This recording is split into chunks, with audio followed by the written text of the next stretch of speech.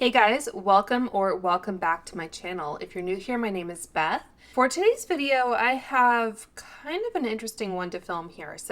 I'm going to be doing another swatch video of the new, soon to be released, I guess, MAC palette.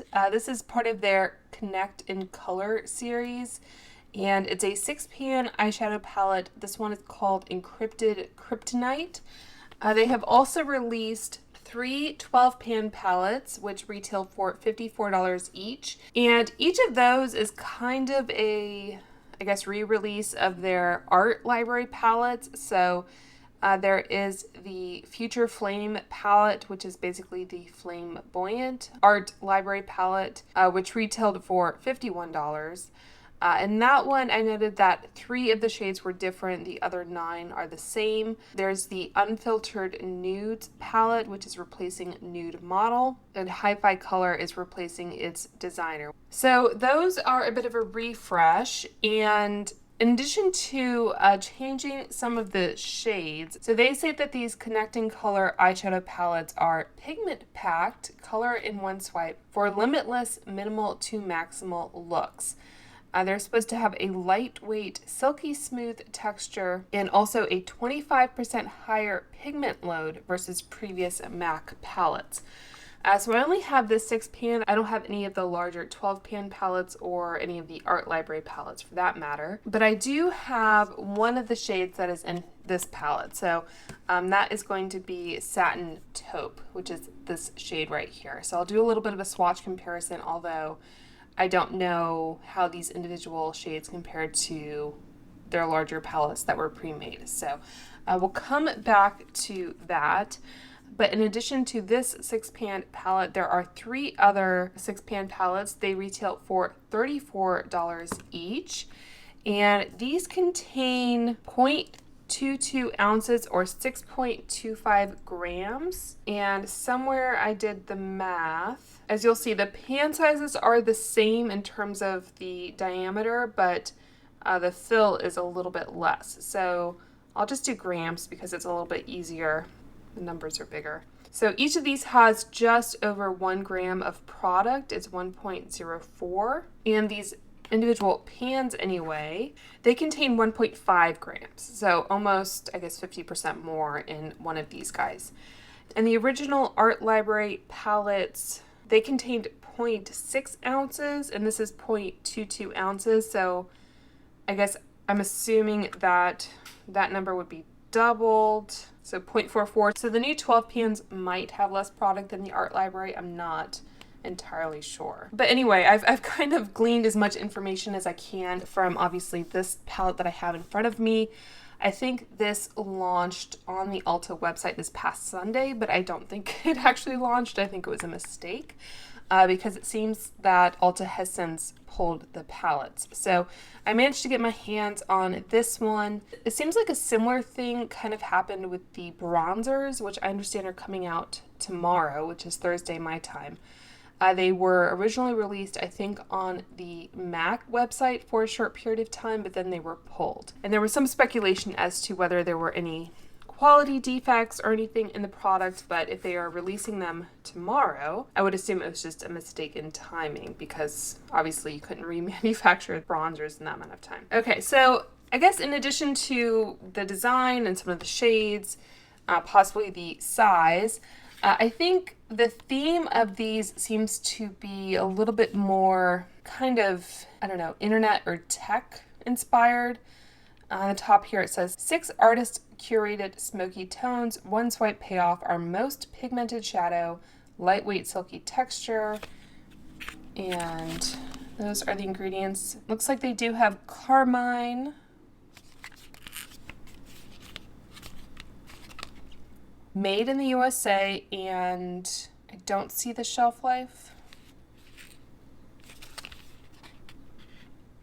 Yeah, but I think, and it's hard to say because I'm sure these were in development for a while, but it does seem like they've kind of maybe taken some inspiration from AI art. I don't know if this art was actually AI inspired or not, but a lot of the names, for example, are kind of internet themed.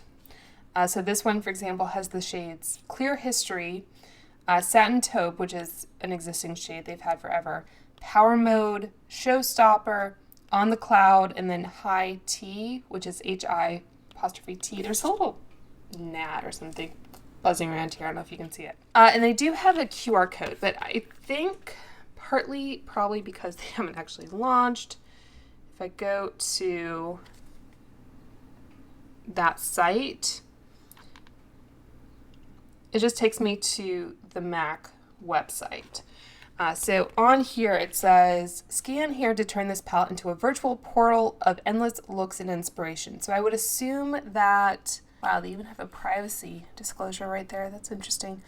It says, when you scan the QR code and visit the MAC Cosmetics site, we may collect information about your device and browser so that the MAC Cosmetics site functions properly.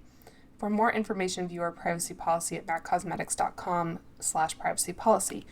That's new. I don't know if I've ever seen that before. But anyway, I would think that would take you to like a page specific to this palette, or at least a series of palettes, so that, you know, you could get a sense of what to do. But anyway, that is what the outside of the packaging looks like. It kind of mirrors the outside of the package. And compared to like the artist library palettes, I was certainly kind of drawn into this design, even though it might be AI, I don't know. But anyway, it was just kind of a new type of product for MAC. And we have the same QR code on the back here. Again, it would probably take you to a site for some looks and that kind of thing, but I don't think it's active yet. And it's nice that they kind of have, even on this label, they have basically the same design, but just kind of in a, I don't know, sepia kind of black and white type effect. So anyway, that is the palette. Pretty compact, and I'll compare it to some others. It just has a snap closure. I would prefer it to be magnetic, in all honesty. I'd say it's not easy to open. It's not super difficult, but I do always worry that I'm going to be chipping a nail when I open it. It says MAC down here at the bottom, and this is definitely your more cool-toned shades. It had a little protector, which I think was just on there like so, and then it does have a mirror with a cover on it. So I'll just leave that on there for purposes of filming. It does lay pretty flat, and it does also stand up. So just to compare the form factor to some others, I've recently purchased some of these NARS Voyager eyeshadow palettes. I believe these are being discontinued. I got this one on sale from the NARS website, and they are also on like Nordstrom Rack for, I want to say like 30% off now. So if you've had your eye on these, now is the time to grab them. But in terms of other 6-pan palettes, so it's a little bit sleeker than the MAC. This also does have less product though. Each of these shades is 0.6 grams. Also has a snap closure. It does have a mirror as well. So that is the side-by-side comparison there. And like I said, if you can tell, the individual shadows are the same diameter, but I assume the pans in here are shallower. So that is the NARS comparison. And then for another option, more expensive one, but Lisa Eldridge, very kind of similar color story to this one. I might do a couple comparison swatches. So the good thing about the Lisa Eldridge, I mean, travel-wise, like, again, it's a little bit smaller, but it does kind of bow out a little bit. These are removable pans, though, so you can kind of rearrange or swap different shades in and out to your heart's content, which is a nice feature. This one says net weight 5.7 grams. So again, I think you're getting a little bit more product in the MAC palette. But yeah, this one is also magnetic, which is nice. So not identical again, but I think there is kind of some similarity there. So we might revisit that later on.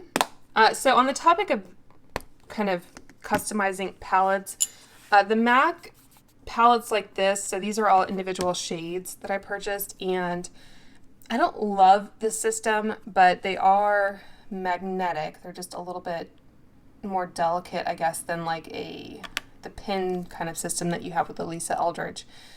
So I just take a spatula like this and just kind of press down, hopefully just on the metal if I can. Harder to do this in frame.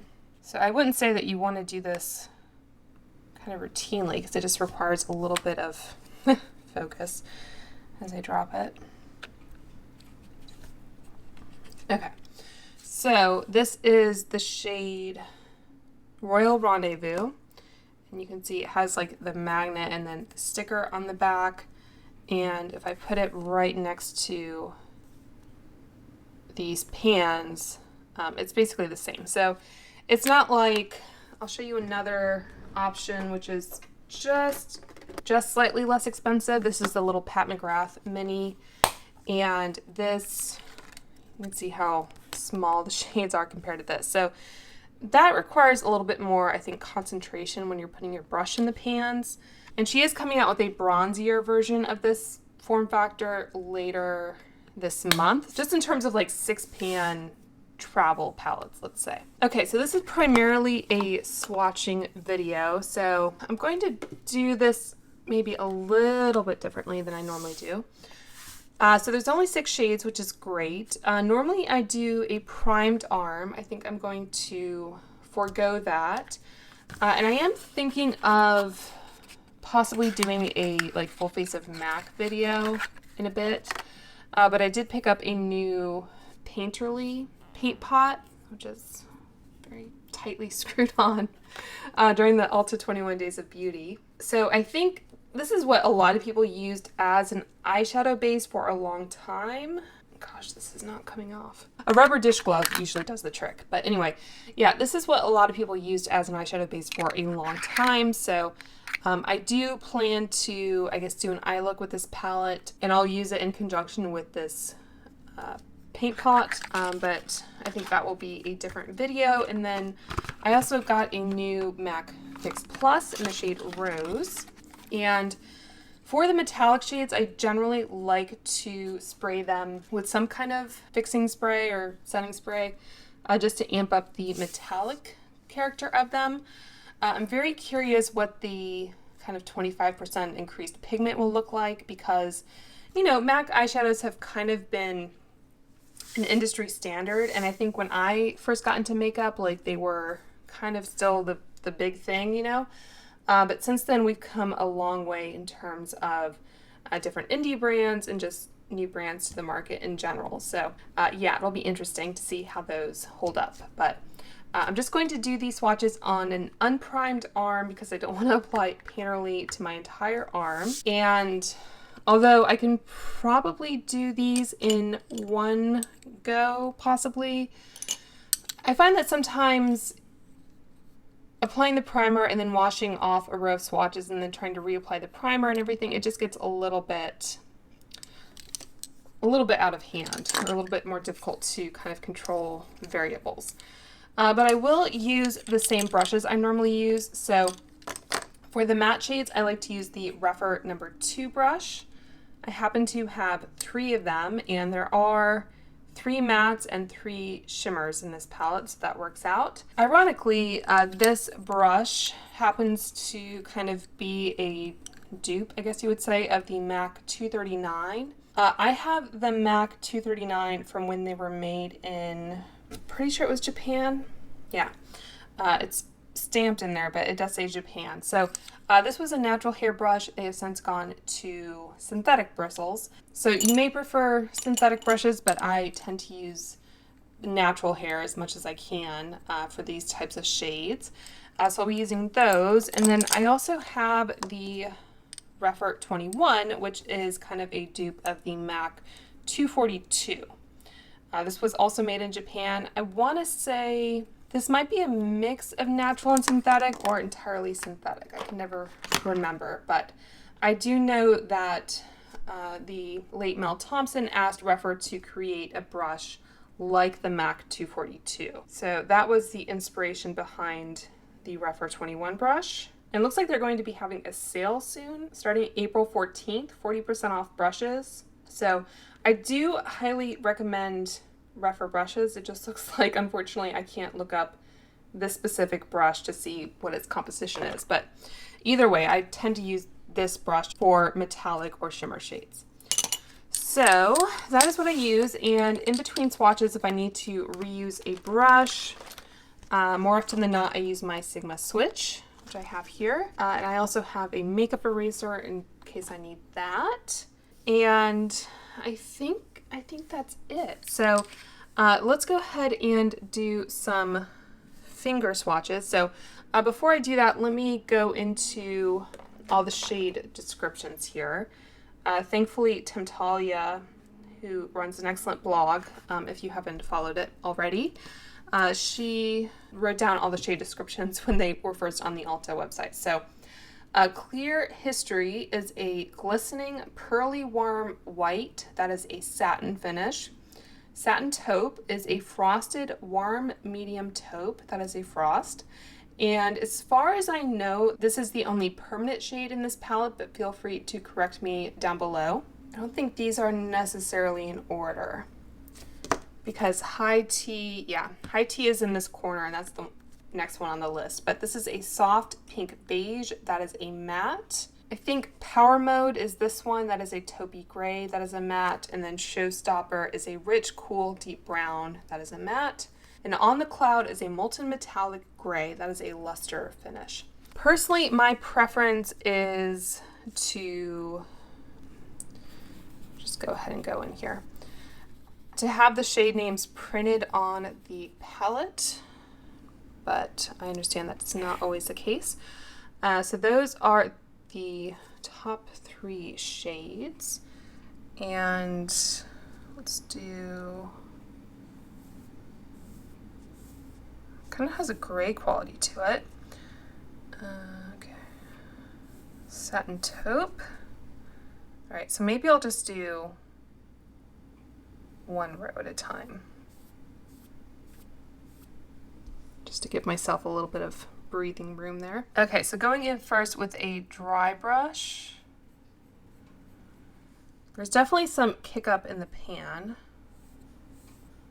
Really, really nice dry brush application though. I mean, that just glided on. And I will show you a close-up of the palette after I'm done swatching. So this is Satin Taupe. Especially with a kind of smokier palette like this, I definitely would recommend doing your eyes first. So that is Satin Taupe. And then the last one here, Power Mode.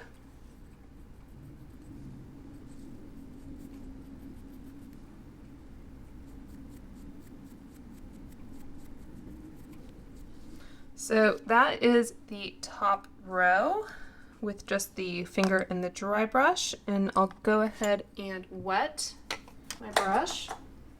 And I'm just going to kind of tap off maybe some of the excess Fix Plus. I think, as most of us know, Fix Plus does not have the best mechanism. So this is the wet brush. And that really kind of, yeah, maybe not on the wet brush. I don't know that MAC recommends using a wet brush, and I did try to kind of, I guess, pick up some of the kick up, but yeah, I don't think that really gets you anywhere in terms of application. So again,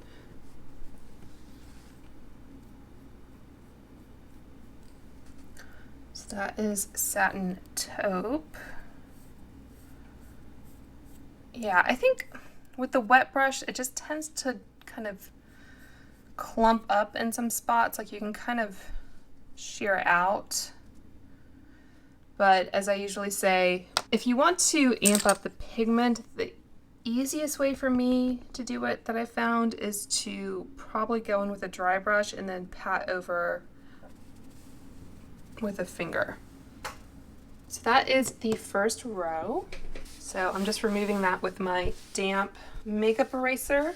And while I'm just giving my arm a little bit of a chance to dry, I guess I'll go ahead and swatch these two satin taupes next to each other. So this individual shade, I am not sure how old it is, to be honest, so it definitely feels different. It feels kind of harder. But yeah, that is the one in this new palette, and that is my single pan. And I'll just swatch it.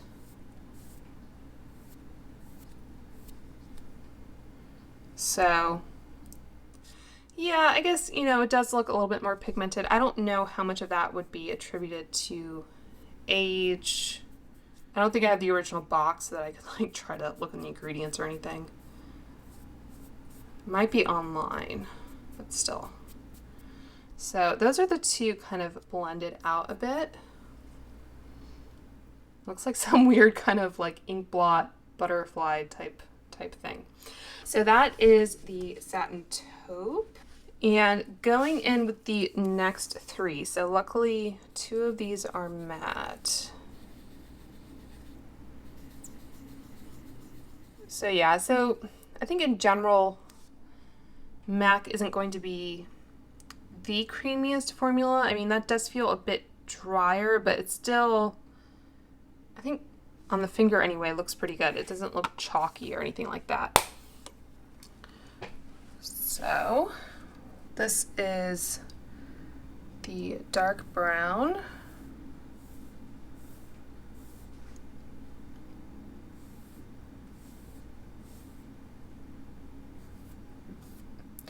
And it's nice to have a shade like this for me because I like setting my primers with a setting powder or some kind of matte cream or light pink shade. So this is, for me, I think a good travel palette. So I've been kind of keeping my eye open for what I want to take to London with me when we go back in April. We're going for about 10 days. And the fact that this one has a shade called High Tea seemed kind of perfect, but okay, so these darker shades, you know, take a little bit of more work generally. I might pick up more of these rougher brushes when they're on sale for 40% off. Although they do have a pretty good, what they call concept store, where they have different brushes on sale for like 50% off, I think, at any given time. Okay, so that is the dry brush. Not too bad. Again, I can kind of see some kick up and fallout, that kind of thing, but you know, you can build it if you'd like. And then I'm just going to go ahead and wet this brush that I'm using.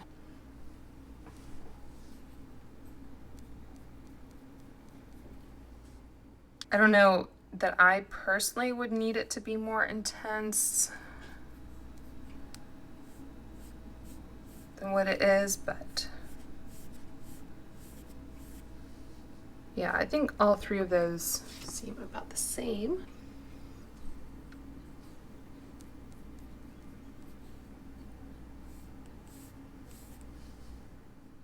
All right, and then lastly, I'll just use a clean rougher brush here.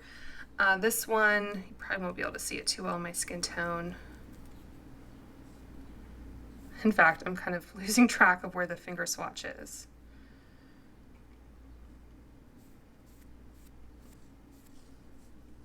I like having that kind of shade in the palette either way. Okay, so that is the bottom row. And I just realized they have the back to MAC little, can you see that? Yeah, they got rid of that program. I know they've kind of re-envisioned it as something more of like, I don't know, global or whatever, but they are not doing it the recycling program anymore. Okay, so I think now that my arm has had a chance to dry a little bit, I'm just going to, I think, just do finger swatches of all of these next to each other.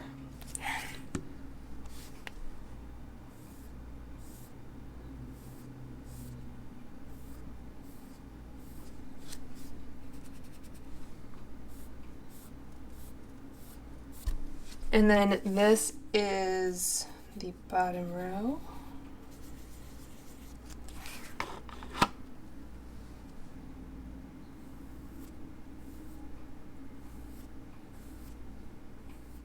And I know people like to debate the merits of swatches. I mean, it does help you see the color. And I feel like when I do it in a video like this, you can see what I'm doing it as I'm doing it. So it's not like Instagram where they're using a stencil and then just presenting it as if it were just finger swatches. Okay, so that is the MAC palette, and I want to, like I said, compare it to the Lisa Eldridge because as far as a cool toned 6-pan in my collection, I think that is the one that kind of immediately springs to mind. I do also have, this is the Paris edit from Viseart. I mean, it has some similarities, a little bit more warm tone shades in this one. But if you do have any specific like swatch comparison requests, just let me know and I'll do my best if I have that specific palette that you have in mind. So I want to swatch this one and this one. So Lisa Eldridge has different finishes, which she explains on her website. So that one is comparing a matte and a shimmer. The browns are a little bit different. A lot of Lisa's shades are kind of more that cream to powder type formula. I mean, that's pretty spot on, really. This one from Lisa Eldridge has a little bit more sheen. I think the MAC might swatch a little bit darker. Go ahead and swatch this one. Warmer, of course. And I think the dark brown and the black are going to be pretty different. So again, these aren't dupes or anything like that, but I think you could create similar looks. So that's the dark brown and the black. And then as far as the shimmery shades, so kind of running out of room here.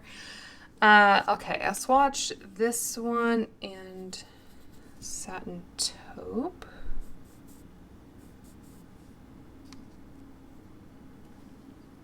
And then these two from Lisa Eldridge. I have to say, I did bring this palette with me when we went to London over Christmas, and I think I could have made do for 2 weeks with just this palette. So the darker Lisa Eldridge is more of a bronze, and this is more of kind of that special kind of top coat type shade. So again, not dupes by any means, but some similar looks. And if you don't want to shell out the $60 some for the Lisa Eldridge, I think you could be very happy with the MAC. It's just kind of more of, other than the pigment, you know, the formulations and everything are kind of the same that MAC has been putting out for a while. So it's really up to you, I guess, whether you want to invest in something a little bit more special or a little bit more unique like the Lisa Eldridge. And this one also does have, well, I think of it, like I said, the ability to change out shades. I filmed a video about these Lisa Eldridge palettes that I haven't edited. So I don't know if the moment has kind of passed for that or not. Cinnabar looks like so. And again, my skin is still kind of slightly damp. But I'll swatch this matte and this dark brown. I mean, there you're getting closer. That one is still warmer though, the one in the Cinnabar palette. Yeah, I don't know that there are any other good comparisons. This one is the 4 other shades I have. I mean, that shade I think is going to be a better match to that one than this kind of more mauvey one. So anyway, this is how the palette is looking after all these swatches. Like I said, it is nice that you get kind of that full pan diameter size, even though the fill is not maybe as much as the singles. So yeah, so that's gonna do it. Let me know if you guys, again, have any questions down below. If you managed to snag one of these, let me know how you are liking it. And make sure to subscribe if you are interested in seeing a video dedicated to some new MAC launches in addition to some old favorites. And until next time, I hope you guys are all doing well and staying safe, and I will talk to you soon. Bye.